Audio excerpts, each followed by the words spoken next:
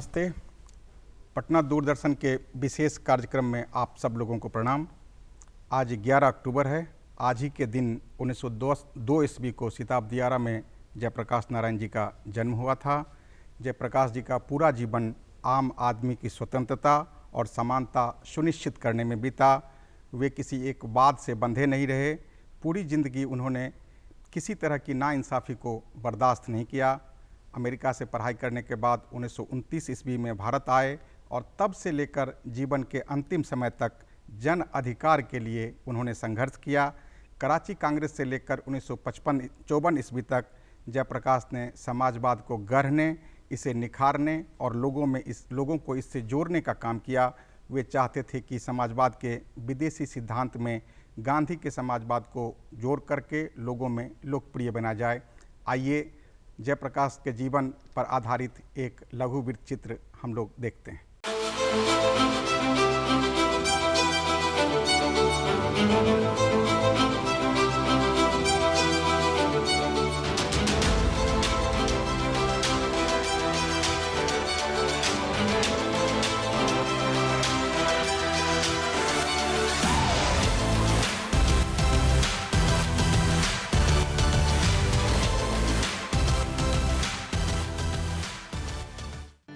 झंझा सोई तूफान रुका, प्लावन जा रहा कगारों में। जीवित है सबका तेज, किंतु अभी तेरे हुंकारों में। सैरानी करो प्रयाण अब है, भावे इतिहास तुम्हारा है। यह नखत अमा के बुझते हैं, सारा आकाश तुम्हारा है। लौटे तुम रूपक बन स्वदेश को, आग भरी कुर्बानी का। अब जयप्रकाश है नाम देश की, आतुर हठी जवानी का। राष्ट्र कवि दिनकर ने यह पंक्तियां कलम के जादूगर रामवृक्ष बेनीपुरी की प्रेरणा से जेपी के लिए लिखी थी, जो भारत छोड़ो आंदोलन के नायक थे। आजादी की लड़ाई के इतिहास में जिन लोगों के नाम स्वर्णाक्षरों में लिखा गया, उनमें एक जयप्रकाश नारायण भी थे, जो अंधेरे में एक प्रकाश की तरह आजीवन चमकते रहे। बिहार और उत्तर प्रदेश की सीमा पर लगे गांव सीताब्दियारा में हरसू दयाल के पुत्र के रूप में जन्मे बउल के बारे में तब कौन जानता था कि यह शख्स राष्ट्रपिता महात्मा गांधी, डॉक्टर राजेंद्र प्रसाद, पंडित जवाहरलाल नेहरू और अंबेडकर की तरह इतिहास में अमर हो जाएगा।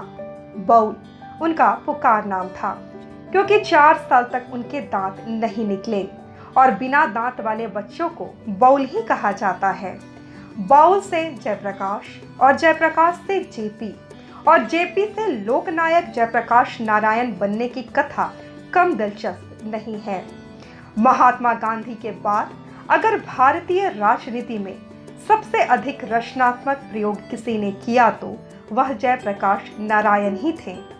आजादी की लड़ाई में कई बार जेल जाने वाले जेपी आजादी के बाद जनता के अधिकारों और लोकशाही के लिए लड़ते रहे और एक सच्चे देशभक्त की तरह देश के विकास और समाज में बदलाव के लिए संघर्षरत रहे। पटना कॉलेजिएट से मैट्रिक करने वाले जेपी सरस्वती, प्रताप, मर्यादा और प्रभा जैसी पत्रिकाएं बचपन से पढ़ते रहे, जिससे उनके भीतर राष्ट्रभक्ति की भावना प्रबल हुई। हिंदी के कई लेखकों से उनका गहरा संबंध था, जिनमें आचार्य शिवपूजन सहाय बेनीपुरी, दिनकर, रेणुजी, अज्ञेय शामिल है। 1920 में गांधी जी जब एक सभा को संबोधित करने पटना आए तो जेपी ने पहली बार उन्हें देखा। इससे पहले चंपारण आंदोलन में गांधी जी की ऐतिहासिक भूमिका से जेपी परिचित थे। 1921 में मौलाना आजाद के भाषण से प्रेरित होकर जेपी ने पटना कॉलेज की पढ़ाई छोड़कर गांधी जी द्वारा पदस्थापित बिहार विद्यापीठ से आईएससी की परीक्षा प्रथम श्रेणी से पास की। इसी बीच 1920 में 18 वर्ष की उम्र में उनकी शादी ब्रजकिशोर प्रसाद के पुत्री प्रभावती से हो गई, जो बिहार के प्रसिद्ध कांग्रेसी नेता एवं वकील थे और चंपारण आंदोलन में गांधी जी के सहयोगी थे। वे बिहार विधान परिषद के सदस्य भी रह चुके थे तथा बिहार कांग्रेस के अध्यक्ष भी। इस विवाह के कारण जेपी की निकटता गांधी से बढ़ी, क्योंकि शादी के बाद प्रभावती को गांधी जी ने अपने आश्रम में अपनी पुत्री की तरह रख लिया। इसी बीच 16 मई 1922 में वह आगे की पढ़ाई के लिए जहाज से अमेरिका चले गए। 8 अक्टूबर 1922 को वो सैन फ्रांसिस्को पहुंचे। उन्होंने कैलिफोर्निया यूनिवर्सिटी से विज्ञान में दाखिला लिया और आजीविका के लिए होटल रेस्टोरेंट में बर्तन धोने के अलावा बगानों और कारखानों में काम किया।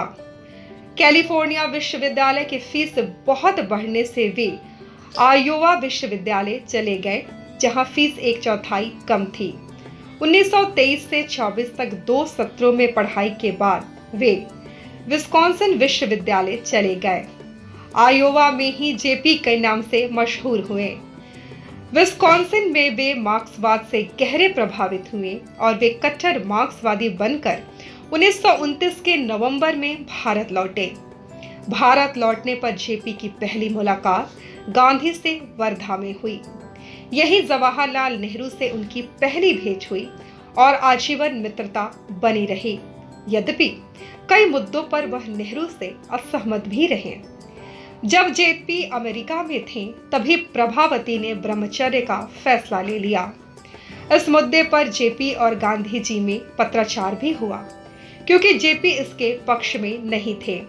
लेकिन बाद में उन्होंने प्रभावती के निर्णय का सम्मान किया और अंत समय तक आदर्श दंपति की तरह रहे। और कस्तूरबा की तरह जेपी और प्रभावती ने आजादी की लड़ाई में ऐतिहासिक भूमिका निभाई। 1930 में नेहरू जी के प्रस्ताव पर इलाहाबाद में कांग्रेस के मजदूर प्रकोष्ठ की जिम्मेदारी उन्होंने संभाली और बाद में वह आनंद भवन में रहने भी लगे। आजादी की लड़ाई में उनकी पहली गिरफ्तारी मद्रास में 1932 में हुई। वहां से वह मुंबई के आर्थर रोड जेल ले जाए गए। वहां से नासिक रोड के सेंट्रल जेल में भेज दिए गए। इससे पहले फरवरी में ही प्रभावती को गिरफ्तार होकर लखनऊ जेल भेज दिया गया था। 1933 में जेपी नासिक जेल से छूटे।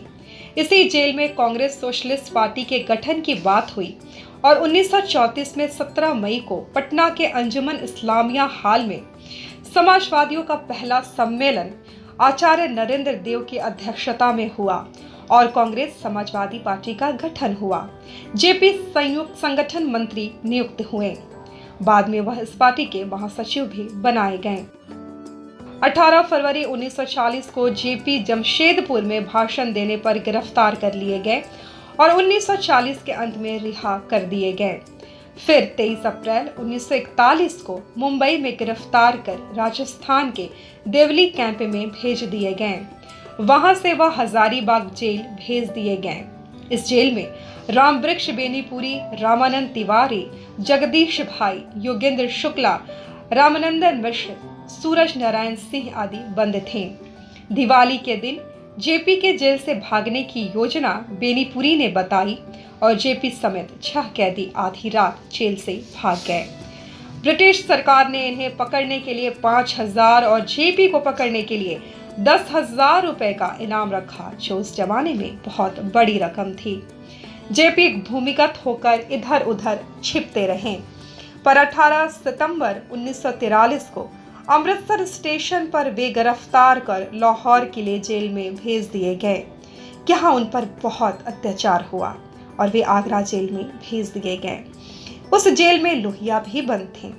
11 मई 1946 को 31 माह के बाद जेपी जेल से रिहा हुए। 21 अप्रैल को स्टीमर से वह गंगा नदी के रास्ते पटना पहुंचे और गांधी मैदान में उनका भव्य स्वागत किया गया, जहां दिनकर ने उन पर लिखी कविता का पाठ किया। जेपी को 16,000 की थैली भेंट की गई। स्वागत के लिए 42 दरवाजे बनाए गए थे। देश को आजादी तो मिली, लेकिन जेपी गांधी आदि की तरह विभाजन के विरोधी थे और सांप्रदायिक दंगे से अत्यंत क्षुब्ध थे। उन्होंने 46 में बिहार में हुए दंगों को रोकने के लिए गांव-गांव गए। आजादी के बाद जेपी कभी सत्ता की ओर आकृष्ट नहीं हुए। नेहरू जी ने उन्हें मंत्रिमंडल में शामिल कर उप प्रधानमंत्री बनाना चाहते थे, लेकिन जेपी ने मना कर दिया। जेपी ने जनता के बीच रहकर काम करना पसंद किया। उन्होंने बाद में सक्रिय राजनीति से संन्यास भी ले लिया और रचनात्मक कार्यों में जुड़ गए। उन्होंने शेखो देवरा आश्रम बनाया, सर्वोदय में हिस्सा लिया, विनोबा भावे के साथ भूदान में भाग लिया, मुसहरी में नक्सलियों को सुधारने का प्रयोग किया, तो 1971 में चंबल के डाकुओं को आत्मसमर्पण करवाने का काम किया। 1974 के छात्र आंदोलन का नेतृत्व कर संपूर्ण क्रांति का शंखनाद किया और जीवन भर त्याग तपस्या कर समाज और देश को दिया। इस कार्य के लिए उन्होंने अपना जीवन दान कर दिया। यद्यपि उनके संपूर्ण क्रांति का सपना पूरा नहीं हुआ, पर आपातकाल का जमकर विरोध किया। 25 जून को इमरजेंसी लगी। आजाद भारत में 29 जून को सुबह 4 बजे दिल्ली में गांधी शांति प्रतिष्ठान से गिरफ्तार कर चंडीगढ़ जेल भेज दिए गए। इससे पहले 15 अप्रैल 1973 को प्रभावती कैंसर के कारण चल बसी। दिनकर के शब्दों में जेपी अनाथ हो गए, लेकिन वे रुके नहीं और देश भर में छात्रों के आंदोलन को नई दिशा दी और इंदिरा गांधी की तानाशाही का विरोध कर उन्हें सत्ता से उखाड़ दिया।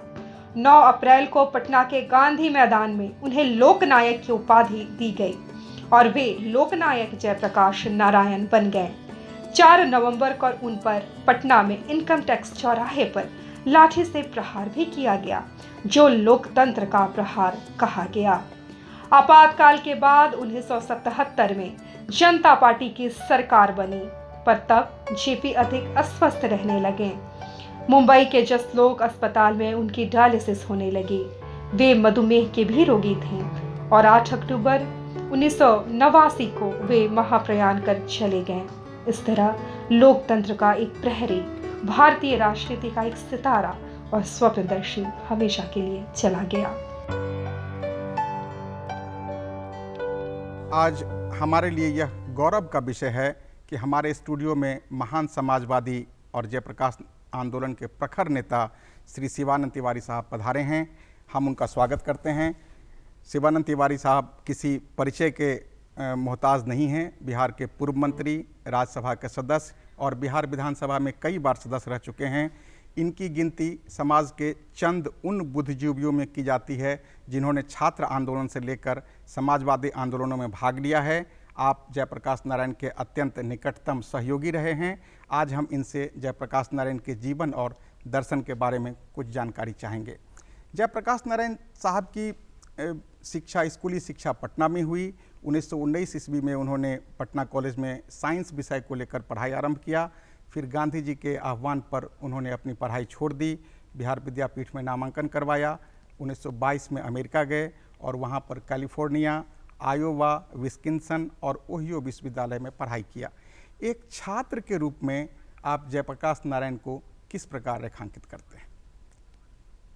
देखिए, जयप्रकाश जी जो अमेरिका गए थे, वहाँ उनकी इच्छा थी पीएचडी करने की, लेकिन घर में माताजी पिताजी की तबीयत खराब हो गई और बहुत साधारण आर्थिक स्थिति उनकी थी। आपको पता होगा कि अमेरिका में पढ़ाई के दरमियान पढ़ाई का खर्च निकालने के लिए उन्होंने वहाँ काम किया। उन्होंने अंगूर का पेटी तक जो है भरने का काम किया। उनकी जब खबर मिली कि भी माताजी की तबीयत खराब है, पिताजी की तबीयत खराब है, तो उनके मन की जो आकांक्षा है कि हम पीएचडी करेंगे, उसको छोड़ करके वहाँ से इंग्लैंड आए और इंग्लैंड में कुछ दिन ठहरना पड़ा। जब तक टिकट का पैसे का जुगाड़ नहीं हुआ तब तक वहीं रहे। उसके बाद हिंदुस्तान आए। उनके जो शिक्षक थे वहाँ अमेरिका में, अलग अलग जो आपने नाम गिनाया यूनिवर्सिटी, उसमें 1-2 लोगों का हमने स्टेटमेंट पढ़ा है। जयप्रकाश नारायण के बारे में उनकी राय क्या है, कैसे विद्यार्थी थे, वो उसी से पता चलता है। उन लोगों ने कहा कि बहुत ही विलक्षण किस्म के ये विद्यार्थी थे और जानने की उत्सुकता उनमें, जानने की प्रवृत्ति जो है उनमें काफ़ी गहरी थी। तो माने उम्र के हिसाब से भी उन लोगों का कहना था कि प्रतिभा इनमें ज़्यादा है, तो ये उन लोगों ने खुद कहा है, जो इनके शिक्षक रहे हैं, जिन लोगों ने पढ़ाया है, इनको देखा है। इसलिए विद्यार्थी के रूप में तो मैंने कहना ही क्या है।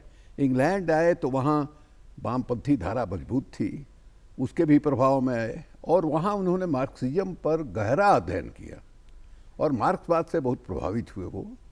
और आपको मालूम है 1917 में रूस की जो क्रांति हुई, रूस की क्रांति ने पूरे दुनिया भर के नौजवानों को, ऐसे नौजवान जो परिवर्तन का सपना देख रहे थे, एक समतावादी समाज का निर्माण करना चाह रहे थे, पूंजीवाद ने जो गैर बराबरी पैदा किया था, पूंजीवाद का जो शोषण था उसको मिटाना चाहते थे, उन सब लोगों का रुझान जो है वो कम्युनिस्ट के ऊपर, मार्क्सवाद के ऊपर हुआ। जब वो जयप्रकाश नारायण वापस भारत आते हैं 1929 ईस्वी में, उसके बाद वो BHU में समाजशास्त्र के अध्यापक के रूप में जुड़ते हैं और फिर वो कांग्रेस पार्टी से जुड़ते हैं। लेकिन उन्होंने राजनीतिक रूप से उनकी तलखी सबसे पहले कराची अधिवेशन के बाद वापस आई, जिसमें कि उन्होंने ज़मीन की मालगुजारी के संबंध में, औद्योगिकरण के संबंध में, राष्ट्रीयकरण के संबंध में उन्होंने एक नई चीज़ें भारत के समक्ष रखी थी। आप तब से लेकर के रामगढ़ कांग्रेस तक ये इतनी अवधि में जयप्रकाश नारायण ने समाजवाद को विशेष रूप से नए सिरे से भारत में परिभाषित करने का काम किया। आप इस अवधि में जयप्रकाश नारायण के सोच को, जो कि वो अमेरिका से या इंग्लैंड से लेकर के आए थे, किस प्रकार परिभाषित करना चाहते हैं? देखिए, जयप्रकाश जी एक शुद्ध मार्क्सवादी होकर के लौटे थे और आपको इस बात की जानकारी होगी ही कि जब वो अमेरिका में थे तो उनकी पत्नी प्रभावती जी जो है गांधी जी के आश्रम में चली गई थी। प्रभावती जी के पिता बृजकिशोर बाबू बहुत ही क्लोज थे गांधी जी के, और गांधी जी का जो चंपारण सत्याग्रह हुआ था, उस चंपारण सत्याग्रह के बहुत बड़े मददगार थे और गांधी जी से इतना नज़दीक हो गए कि जो नीलहा की वाला जमींदारी प्रथा को ख़त्म करने की जो लड़ाई लड़ रहे थे, उसमें जब गवर्नर से बातचीत करने गए तो बृजकिशोर बाबू को लेके गए थे। अब गांधी जी के आश्रम में एक व्रत ले लिया, संकल्प ले लिया प्रभावती जी ने कि वो ब्रह्मचारी रहेंगी, ब्रह्मचर्य का पालन करेंगी। ये बगैर जयप्रकाश जी से पूछे उन्होंने निर्णय ले लिया। प्रभावती जी के प्रति गांधी जी के मन में, कस्तूरबा के मन में जो एक पुत्रवत या पुत्रीवत जो ये होता है, लगाव होता है, प्रेम होता है, वो था। जब ये एक अंतर्विरोध देखिए, एक खांटी मार्क्सवादी अमेरिका से पढ़कर लौटता है और वो यहाँ कोशिश करता है कि मार्क्सवाद पर यकीन करने वाले लोगों का एक अलग, एक कम्युनिस्ट पार्टी तो बनी हुई थी 1925 के आसपास, कम्युनिस्ट पार्टी बन गई थी 1925 में ही, राष्ट्रीय स्वयंसेवक संघ की स्थापना हुई थी। तो वो एक जमात बनाने की कोशिश करते हैं और जो 30 वगैरह का सत्याग्रह हुआ था उसमें नासिक जेल में वो बंद हुए और नासिक जेल में एक नौजवानों की प्रखर सोच वाले, माने पढ़े लिखे नौजवानों की एक टोली से उनकी भेंट हो गई। वहाँ उनको माने अच्युत पटवर्धन मिल गए, वहाँ उनको यूसुफ मेहर अली मिल गए, वहाँ उनको और इस तरह के अनेक समाजवादियों से जो है परिचय हुआ और उसी जेल में एक समाजवादी पार्टी बनाने की, सोशलिस्ट पार्टी बनाने की योजना जो है वो बनी। लेकिन वो 1934 ईस्वी में आकर के वो कांग्रेस सोशलिस्ट पार्टी, यहाँ बिहार में एक पहले से लोगों ने बनाया था। हम लोगों के बिहार के राम वृक्ष बेनीपुरी जी जो है शुरू से जुड़े हुए थे, रामनंदन मिश्रा जी जो है शुरू से जुड़े हुए थे और अंत में वहाँ बम्बई में भी एक सोशलिस्ट पार्टी एक छोटी मोटी बनी थी। लेकिन ऑल इंडिया जो उसका ढांचा बना वो पटना में ही अंजुमन इस्लामी हॉल में 1934 में जो है बना। तो ये सोशलिस्ट पार्टी का बनाना और कांग्रेस को समाजवादी दिशा की ओर ले जाने का प्रयास जो है इन लोगों ने शुरू किया और इसमें गांधी जी के साथ जो उन लोगों का वार्तालाप है, आप देखिएगा, उन्होंने उसी बीच में वाई सोशलिज्म नाम की एक किताब लिखी, बहुत प्रसिद्ध किताब हुई। उस किताब के बारे में EMS नमूदरीपाद ने लिखा है कि यहाँ जो उस मिजाज के जो नौजवान थे उनको कोई रास्ता नहीं दिखाई दे रहा था और जब प्रकाश जी ने जो एक प्रोग्राम बना करके पेश किया उससे लोगों को जो रास्ते में अंधेरा दिखाई दे रहा है उसमें रोशनी मिली। नमूदरीपाद ने खुद लिखा है। तो आप समझिए कि एक ढंग से उनकी बहुत निर्णायक भूमिका जो है वो रही है। सर, एक जयप्रकाश नारायण के जो व्यक्तित्व के एक अलग पहलू रामगढ़ कांग्रेस के बाद हमें दिखाई देती है, वो ये है जो वो भूमिगत आंदोलन को उन्होंने संगठित किया। फिर 1942 का हजारीबाग जेल ब्रेक होता है, बकराका टापू में जो भूमिगत क्रांतिकारियों का प्रशिक्षण होता है, हनुमान नगर जेल ब्रेक होता है नेपाल का। तो ये जयप्रकाश नारायण जहाँ एक तरफ शांति, अहिंसा, गांधीत्व की बात करते हैं और दूसरी तरफ भूमिगत आंदोलन को भी प्रमुखता देते हैं, ये दोनों आपको क्या नहीं लगता है जो ये एक ही व्यक्ति में दो विचारों का समागम है? नहीं, हमको इसलिए नहीं लगता है कि देखिए, हर व्यक्ति का इवोल्यूशन होता है, हर व्यक्ति का क्रमिक एक विकास होता है। जीवन का जो एक अनुभव होता है, वो अनुभव जो है अब पुराने रास्ते को बदलने के लिए भी आपको प्रेरित करता है और बाध्य करता है। जयप्रकाश जी उन दिनों में एकदम बिल्कुल मार्क्सवादी थे, और देखिए उनके पर्सनालिटी की खूबी आप देखिए कि पूरे देश में कैसे आंदोलन चल सकता है, इसका एक ढांचा उन्होंने तैयार किया था, जो 1942 के क्विट इंडिया मूवमेंट में दिखाई दिया। जब सारे बड़े नेता गिरफ्तार हो गए तो ये नौजवान जो समूह था समाजवादियों का, इन लोगों ने 1942 के आंदोलन को जोड़ने का, एक उसको रूप देने का कोशिश किया। आपको याद होगा, मैंने लोहिया हैं, अरुणा आसफ अली वगैरह हैं, इन लोगों ने, डॉक्टर उषा मेहता हैं, इन लोगों ने अंडरग्राउंड रेडियो का संचालन जो है शुरू किया, और उसके जरिए जो है एक कार्यक्रम जो है देश के नौजवानों के सामने देने की कोशिश की।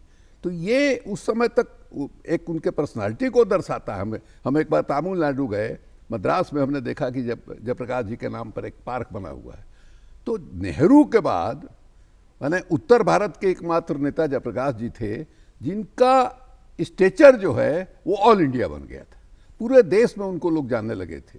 और हमको याद है एक बार डॉक्टर लोहिया ने कहा था, डॉक्टर लोहिया और जयप्रकाश जी के बीच का रिश्ता थोड़ा सा खट्टा मीठा किस्म का है। उस समय उन्होंने कहा था कि इस आदमी में देश को हिलाने की क्षमता है, लोहिया ने कहा था। बाद में अंतिम दिनों में गांधी मैदान के भाषण में भी उन्होंने ये कहा था। उसके बाद जो धीरे माने, और दूसरे तरफ प्रभावती जी थी।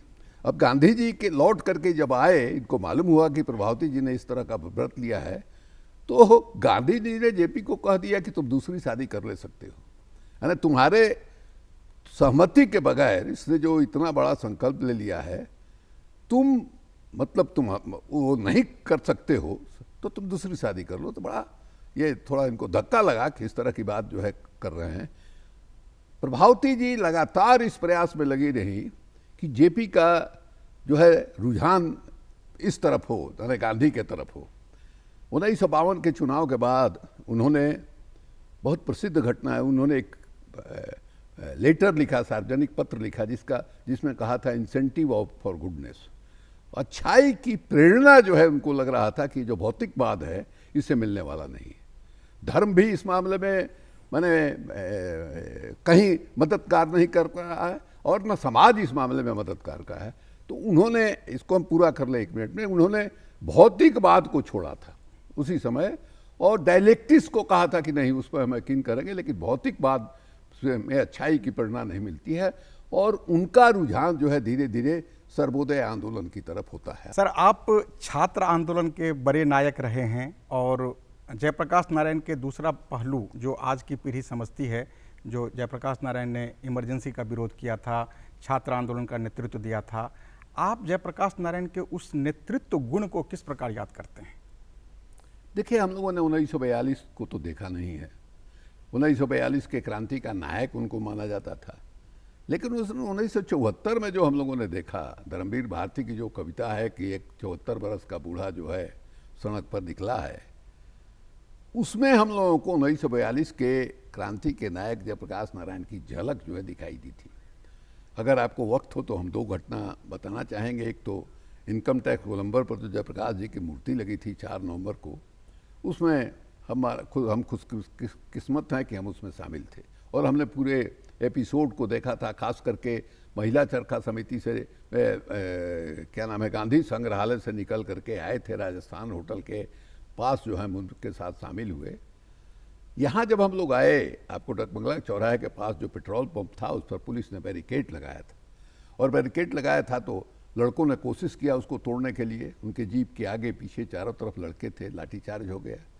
जब जी ने जीप से इशारा किया कि सब लोग बैठ जाओ, बैठ गए लोग, उसके बाद वो उतरे जीप से, उतर के बैरिकेड के पास गए और वहाँ एक बड़ा पुलिस अफसर था जो जयप्रकाश जी से लंबा था। उसने उनके कान में कुछ कहना था, तब तक जेपी ने अपना कंधा जो है बैरिकेड पर लगा दिया। जैसे नौजवान लड़का, यूथ पॉलिटिक्स करने वाले लोग जो है, हम लोग जो है जिस तरह से कंधा लगाते हैं पुलिस के बैरिकेड को तोड़ने के लिए, उस अंदाज में उन्होंने कंधा लगाया और उनका कंधा लगाना था, तब तक हजारों कंधा लग गया और टूट गया। उसके बाद जो है अगला जो पड़ाव था, उसमें जो लाठीचार्ज हुआ उसमें डिटरमिन थी, कलेक्टर थे, VS दुबे जी वहाँ मौजूद थे, हमारे आंखों के सामने की बात है। लाठी चलने लगा, जीप पर थे, टीयर गैस चला, पुलिस की आवाज़ आई, हल्का लाठीचार्ज, माइल्ड लाठीचार्ज करो। उसके बाद वो उतर गए जीप से और उतर करके बढ़ने लगे, और उसी में रघु राय की मैंने प्रसिद्ध तस्वीर है जिसमें जेपी पर लाठी चल रही है, लेकिन लाठी उनको लगी नहीं थी। जी, आप हमारे स्टूडियो में आए, आपका बहुत बहुत आभार। हमारे पास समय की कमी है, नहीं तो हम आपसे और कुछ चीज़ों की बात करते। आपका बहुत बहुत आभार। बहुत बहुत धन्यवाद। 8 अक्टूबर 1979 को जेपी का निधन हुआ। ऐसा माना जाता है कि जेपी के शव यात्रा में करीब 15 लाख लोग शामिल हुए थे। जेपी नायक से लोकनायक बने। जेपी के आदर्श आज भी हमारे समाज के सामने में, युवाओं के सामने में रक्षित हैं। हम चाहें जेपी को आदर्शों को किस प्रकार उपयोग करें, ये हमारी पीढ़ी के ऊपर निर्भर है। आज के कार्यक्रम में बस इतना ही। आपका बहुत बहुत धन्यवाद।